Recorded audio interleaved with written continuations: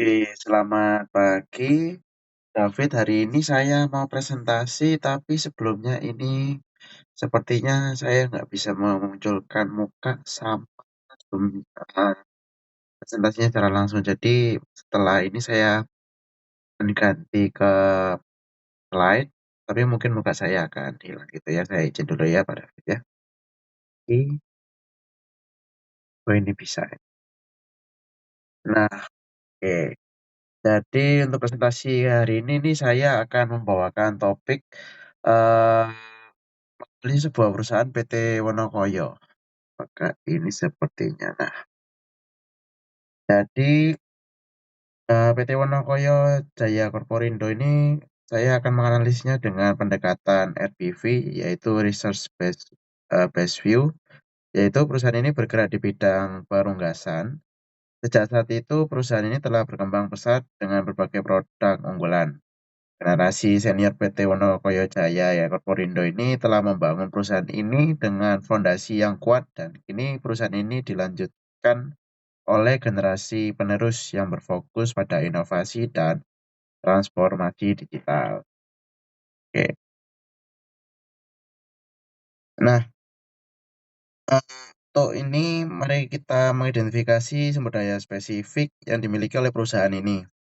Lalu berdasarkan pendekatan RBV, kita dapat mengkategorikan sumber daya perusahaan menjadi 4 aspek, yaitu value, rarity, inimitability, and organization.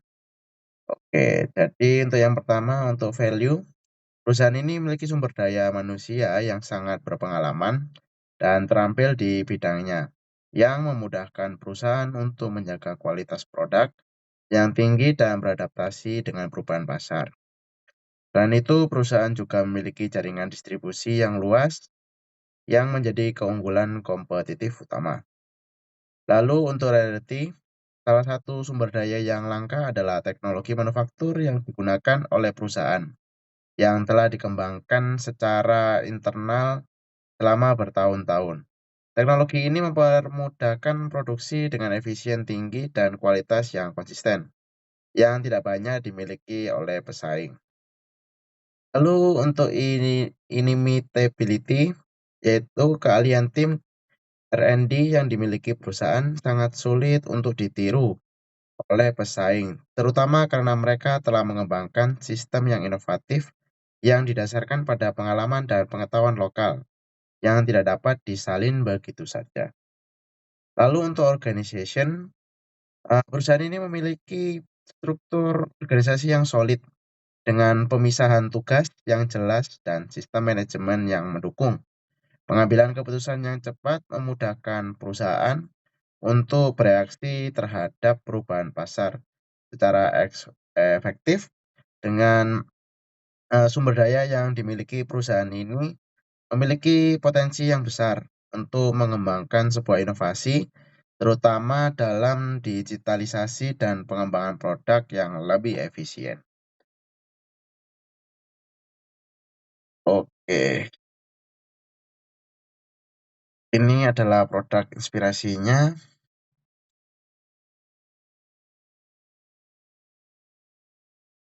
Lalu untuk kesesuaian perspektif.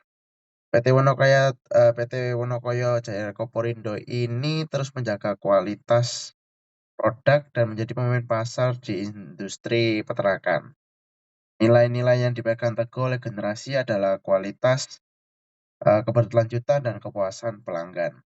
Generasi senior juga menekankan pentingnya menjaga hubungan baik dengan pelanggan dan mitra bisnis. Inovasi yang diusulkan oleh generasi penerus seperti digitalisasi, sistem manajemen, dan pengembangan produk berbasis teknologi tetap sejalan dengan visi dan misi yang telah ditetapkan. Meskipun terdapat perubahan signifikan dalam metode operasi, nilai-nilai yang diwariskan tetap dijaga seperti fokus pada kualitas dan kepuasan pelanggan. Inovasi ini justru mempercepat pencapaian visi tersebut. Sebagai contoh, generasi senior telah berinvestasi dalam peningkatan proses produksi dan sekarang generasi Penerus ini berfokus pada integrasi sistem digital untuk meningkatkan efisiensi operasional dan meningkatkan interaksi dengan pelanggan secara lebih efektif dan lebih efisien.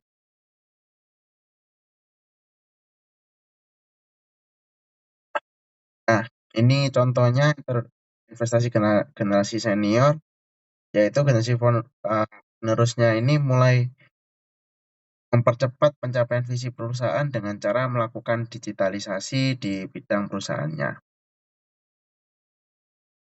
Lalu ada komitmen untuk generasi penerus. Sebagai generasi penerus, saya berkomitmen untuk membawa perusahaan ini ke level berikutnya dengan memperkenalkan inovasi berbasis teknologi. Strategi saya adalah memperkuat posisi perusahaan di pasar global dengan memanfaatkan teknologi baru termasuk platform e-commerce untuk memperluas jangkauan pasar. Lalu kita ada sistem ERP untuk meningkatkan efisiensi di bidang operasional. Saya juga berfokus pada keberlanjutan produk dengan mengembangkan solusi ramah lingkungan yang sesuai dengan permintaan pasar saat ini. Dengan menggunakan teknologi untuk meningkatkan produksi dan distribusi, saya akan tetap mempertahankan kualitas produk yang telah menjadi ciri khas perusahaan selama ini. Langkah nyata yang kita ambil adalah kolaborasi dengan startup teknologi untuk mengembangkan aplikasi berbasis AI yang dapat memprediksi permintaan pasar dan penyesuaian proses secara real time. Oke, untuk penutup atau kesimpulan yang bisa diambil, secara keseluruhan perusahaan keluarga ini memiliki sumber daya yang sangat kuat dan baik dari segi manusia, teknologi, maupun organisasi yang memudahkan pengembangan inovasi yang sesuai dengan visi generasi senior. Inovasi yang diusulkan oleh generasi penerus sejalan dengan nilai-nilai yang telah ditetapkan. Dan kami siap untuk membawa perusahaan ini menuju era yang digital tanpa mengorbankan kualitas dan keberlanjutan.